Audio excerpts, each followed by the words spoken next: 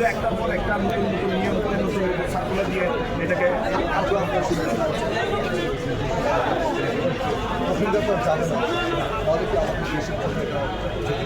না ডেফিনেটলি দেখেন সত্যায়নের যে বিষয়টা দেখেন ইন্ডিয়া নেপাল পাকিস্তান সহ অন্য দেশে এই সত্যায়নের নিয়ম নাই দ্রুত কর্মীটা পাঠিয়ে দিতে পারবো আমাদের একটা বাধ্যবাধকতা থাকে এমপ্লয়ারের সেই ক্ষেত্রে আমাদের সত্যায়নের নামে দীর্ঘ সূচিতা করা সেখানে একটা ঘুষ বাণিজ্য আছে এরপরে আবার বিএবিটি ক্লিয়ারেন্সের ক্ষেত্রে আসিয়া বিভিন্ন জটিলতা তৈরি হয় এই জায়গাগুলোতে আমরা বিদেশে সহজে কর্মী যাওয়ার নিমিত্তে এবং কর্মীদের যে স্বার্থ আমরা ডেফিনেটলি কর্মীদের স্বার্থ দেখি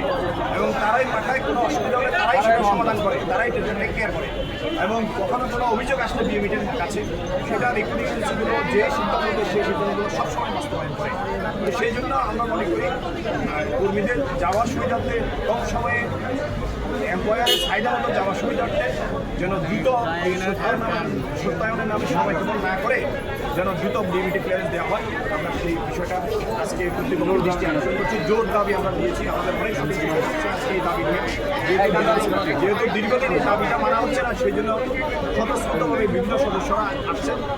আমরা সেখানে অংশগ্রহণ করছি